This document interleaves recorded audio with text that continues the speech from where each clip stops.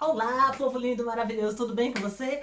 Hoje aqui diretamente do Trip Dinner, com nossa página Vida de Imigrante, eu vou estar com um bate-papo, não é uma entrevista, é um bate-papo entre amiga, com a minha amiga Celi, que vive na Áustria há mais de 20 anos. Então ela vai contar um pouquinho da experiência dela, mas antes de começar, você que gosta de saber da vida dos imigrantes, esse quadro vai ser fantástico, já tem gente pedindo faz tempo. Então deixa o like, gente, deixa o like, compartilha o vídeo. Vamos fazer com que o YouTube entenda que esse vídeo é relativo e que vai ajudar muitas pessoas. Então deixa o seu like e compartilhe o vídeo. E com vocês, a Celi, a brasileira mais austríaca que eu já conheci. Seja bem-vinda, Celi. Então, apresenta-se para esse povo lindo, maravilhoso do Trip Dinner. Sim, boa tarde, sou Celi Wagner. Bom, o nosso bate-papo eu espero que seja bastante interessante e Chega um pouquinho mais pra cá. um pouquinho mais, sim. Isso, Sim. isso. Muito bem. Espero que nosso bate-papo seja bastante interessante e vamos aproveitar esse tempo. Então vamos começar falando, já que você já se apresentou, vamos começar falando por que você decidiu vir para a Áustria? Por que a Áustria?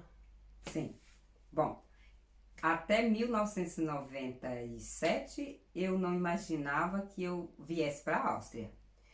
Mas, assim, de repente nós tomamos uma decisão de vir embora para a Áustria. E eu, achava que na época que se eu não gostasse, por exemplo, eu voltaria em 3 meses para o Brasil. Né? Não tínhamos nada concreto. Mas acabei ficando. Acabei gostando demais da Áustria e acabei ficando. Né? Eu, como todo estrangeiro, eu reclamo só do frio. Eu realmente nunca me acostumei com o frio, né? Mas, assim, o resto, absorvi muito bem a cultura. Cheguei aqui numa época em que nós não tínhamos ainda o euro, era shilling. Na época que nós esperávamos um visto permanente, né? Hoje não tem mais isso. E, a economia era muito boa e era mais fácil a integração, tinha mais trabalho para a gente, né? A gente era mais seguro com relação ao mercado de trabalho. E hoje nós enfrentamos outros problemas com imigrantes, refugiados de guerra, né? Então mudou muito. Nesses 25 anos de Áustria, nós passamos por muitos problemas políticos, econômicos, né? E então, vamos esclarecer isso nessa conversa. Espero que seja bastante interessante, que ajude a todo mundo e que seja bastante proveitosa a nossa conversa. Uma pergunta que todo mundo faz é o seguinte: Dina, é muito difícil aprender alemão. Eu quero te perguntar o seguinte: você achou difícil e quanto tempo você levou para falar fluente, que você fala alemão muito bem? Bom, isso eu sei. Bom, nos primeiros anos, como eu falava só português com o meu primeiro marido, eu acreditava que também por estresse de trabalho, né, de integração, eu achava o alemão um bocado difícil também porque eu não estudei tanto, eu não sou formada em universidade, então enfrentei os mesmos problemas de gramáticas, né, que todo estrangeiro que não é formado enfrenta. Mas depois, quando eu me casei pela segunda vez com um austríaco, não meio austríaco como o primeiro esposo, senão totalmente austríaco, eu tive que aprender a falar um alemão melhor, até porque eu precisava resolver coisas em advogado, magistrados, cartórios, essas coisas, né? Então tive que aprender. E também porque convivia com a minha sogra que não só falava alemão. E meu marido, como ele não enxergava, né? Ele ficou cego por questões de saúde, de diabetes, então eu tinha que ter um alemão melhor para me comunicar com ele, já que ele não enxergava, não é isso? E nem falava português, né? E nem sabia uma palavra em português. Então tive que aprender um alemão melhor. Hoje, graças a Deus, resolvi todas as minhas coisas, não tive problema com o mercado de trabalho. Bom, enfrentei todos os problemas que todo estrangeiro enfrenta, apesar de que a vida da gente devido ao nível de escolaridade, a nossa própria educação, de onde a gente vem, da força que a gente tem para viver, é diferente para todo mundo, né? A experiência da gente é como impressão digital, é diferente para todo mundo. Mas para mim foi maravilhoso viver 24 anos na Áustria. Hoje eu estou viúva e pretendo morar num clima mais quente, por isso às vezes eu penso de ir para a Espanha ou passar um tempo no Brasil. Mas projetos a gente tem sempre, a gente é como o universo, todo dia a gente amanhece com uma ideia diferente e com vontades diferentes, crescimentos diferentes, né? Então, mas como para me integrar na Áustria, os primeiros anos eu falava sempre, apesar de ir para o curso de alemão, eu falava sempre português com meu esposo. Depois, quando me casei pela segunda vez, somente alemão. E aí eu fui pegando fui entendendo melhor a língua e fui. É aquela velha história. É a evolução. Quando A você evolução. precisa, você é obrigada a aprender e a coisa funciona. Isso. Então você vai tipo que na marra. Eu tenho que aprender e vou aprender e Quando pronto. você precisa contar uma história, você precisa falar um fato, você precisa expor as suas dificuldades, os seus problemas do dia a dia, então você tem que falar com sua sogra, com seu esposo, com os amigos, até com a polícia, quando você vai pedir uma informação. Então, você tem que lidar com a cultura da língua, né? Entender como você tem que acompanhar uma cultura toda língua tem sua cultura. Então, eu tive que passar pelo mesmo processo que todo mundo, só que tem pessoas que fica naquele nível um pouquinho mais abaixo, outro vai mais pro meio, outro vai mais, né, num nível muito mais alto, né? Então, assim, eu estou evoluindo. Um dia eu tô cantando ópera em francês, outro dia eu tô cantando em italiano, outro dia eu tô cantando em espanhol, outro dia eu tô cantando em alemão, seja lá o que for. Eu gosto de música, gosto de língua e também tive uma experiência fantástica no mercado de trabalho, porque eu trabalhei em várias áreas. Eu trabalhei em gastronomia, hotelaria, trabalhei em creches de criança, eu trabalhei em muitas coisas. Então, assim, tive uma experiência e também quis aprender muitas línguas. Quando eu saí do Brasil, eu tive que aprender espanhol, porque eu não sabia espanhol. Eu comecei a encontrar os índios, né? Que faziam shows no Danúbio Azul, por exemplo, nos festivais do Danúbio Azul, como nós temos todo ano, e encontrávamos os índios. Então, eu aprendi a dança dos índios, eu ia de biquíni de Brasil, eu ainda vim daquele tempo, quer dizer, eu conheci a Áustria no tempo que era Chile, no tempo que a gente não tinha telefone celular na mão, que nós não tínhamos internet, que a gente não se preocupava em andar nu no Danúbio Azul. Nós andávamos todos nus no Danúbio Azul. Então a gente encontrava os índios, fazia show, dançava junto, cantava junto, aprendia espanhol. Sim, cada um tem sua experiência, né? Eu gosto de todos os povos, eu gosto de todas as línguas, eu gosto de música, eu gosto de contar história, eu gosto de ter contato com pessoas. Então, assim, pra mim foi muito bom.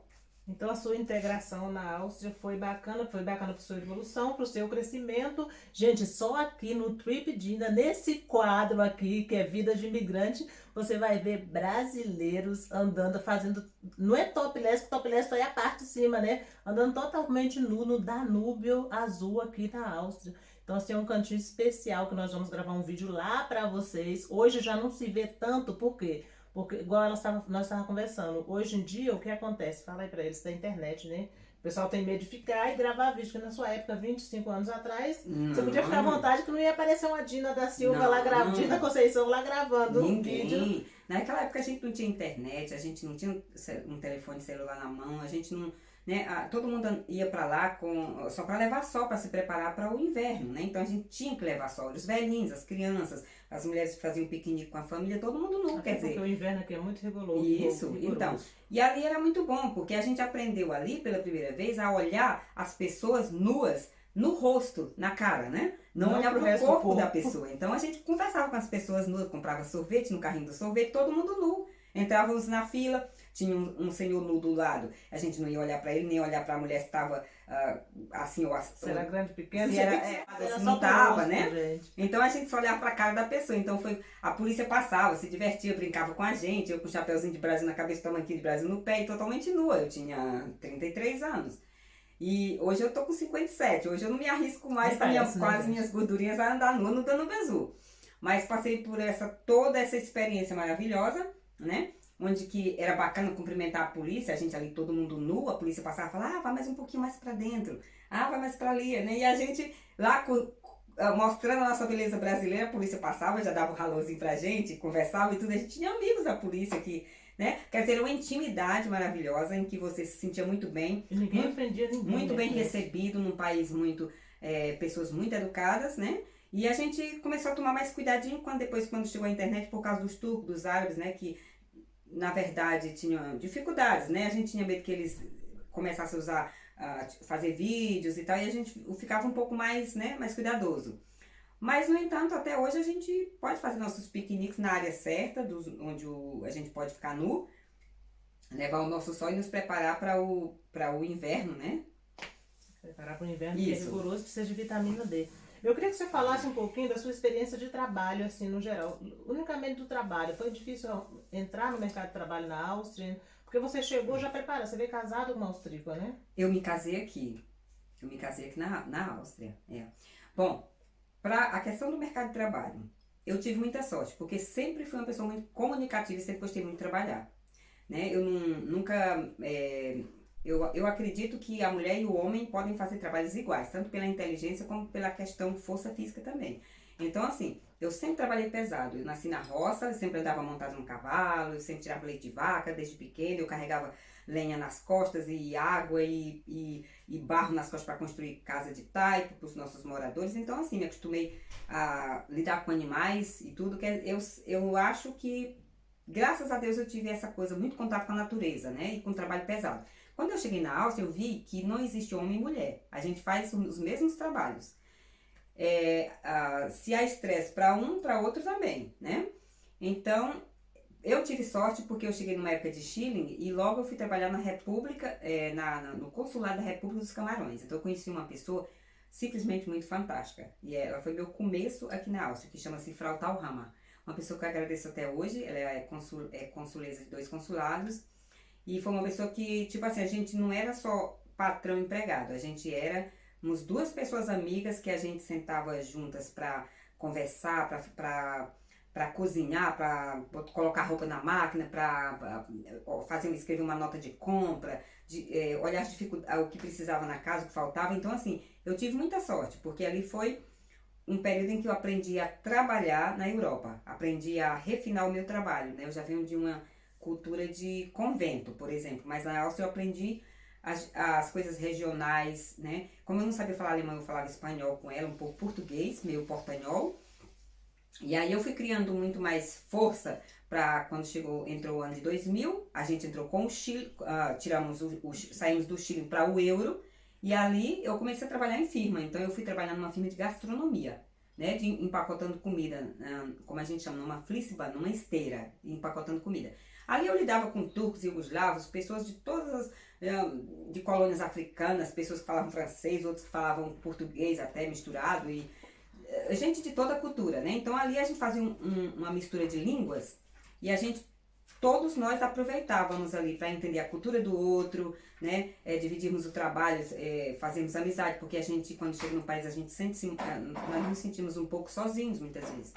Então ali a gente tinha as mulheres turcas que eram muito simpáticas, tinha os homens turcos que já eram um pouco mais duros, né? Tinha os árabes, tinha os franceses que vinham de colônias francesas, tinham os italianos, tinha os brasileiros. É um mundo. É um mundo de cultura. E dali teve a Copa também de 2004, que foi muito interessante, eu creio que 2004, quando o Brasil jogou com a Turquia. E ali nós éramos a maioria dentro de uma firma, né? Nós brasileiros e os turcos, éramos a maioria ali. Então o que acontece? Tirando do lado dos austríacos, porque no Peru só tinha mais austríacos, mas nós embaixo no serviço de empacotamento. Birô é escritório, pra quem não sabe, tá, gente? É uma palavra em alemão. Isso. Então, ali nós éramos a maioria. Então, assim, quando a Turquia jogou com o Brasil, que foi naquela época de Tafarel, sei lá, que tava ensinando lá deixa eu ver, eu acho que era... Tinha um brasileiro que estava ensinando os turcos a jogar. E eles tiveram muito sucesso. Então, ali, a Turquia tira o Brasil. E depois o Brasil joga a Turquia para fora. Então, quando os turcos ganharam, eles tiraram uma onda com a gente. A gente ficou lá no chão. Aí depois o Brasil pega e joga a Turquia para fora. Os turcos quase que morreram. Daí a gente saiu fazendo samba na praça, em todo o canto do centro de Viena. Ali, olha, o chefe da firma, da maior firma da Áustria de gastronomia, ele colocou a gente lá em cima comendo caviar e os turcos foram para baixo trabalhar e empacotar comida. Então ficou uma loucura, gente. A gente saiu... Quando eles jogaram o Brasil, tiraram o Brasil, ganharam, eles fizeram o show deles de lata, de carro, de limusine, de Ferrari. Quando nós ganhamos, nós fizemos show na praça de batucada de samba. E eles ficaram pra morrer, mas pra morrer. Ali nós demos uma revanche legal. Isso que a gente nunca esqueceu. Ficamos lá em cima no birô comendo caviar e eles empacotando comida embaixo, né? E nós ganhamos livre. Então, assim, foi uma coisa incrível. Então, toda essa experiência de sucesso, sei lá, conhecemos pessoas muito, muito bacanas na Áustria naqueles tempos. Então, gente, olha, a vida de imigrante é o seguinte, cada um tem a sua história, tem momentos difíceis. Eu costumo dizer que não momentos difíceis, que eu não gosto dessas palavras. Tem momentos de aprendizados. E tem momentos. Vai ter isso em todo lugar na sua vida, seja aí no Brasil, seja onde você estiver, em Portugal, onde você estiver. Só que você tem que aproveitar e aprender com o que tem que aprender e ir pra frente. Ela teve um momento difícil, que foi. Ela aprendeu alemão quando conheceu o esposo, que o esposo ficou doente, mas ela superou isso e foi e aprendeu e cresceu com isso e hoje tem história para contar. Então, vida de imigrante é assim, cada um vai ter a sua história. Uma história pode combater, pode parecer com a sua, você pode falar, uau, tem tudo a ver, mas cada um vai ter a sua história, é único. Então, muita gente faz para mim a pergunta, Dina, como é que é a experiência de migrar? Eu posso te contar a minha experiência, ela pode contar a experiência dela, outras pessoas que vão vir aqui contar experiências de vida de imigrante, de trabalho, de relacionamento, de tudo. Cada um vai ter a sua experiência e se você quer viver a sua vida, então faça o que você tem que fazer e viva a sua experiência e seja feliz.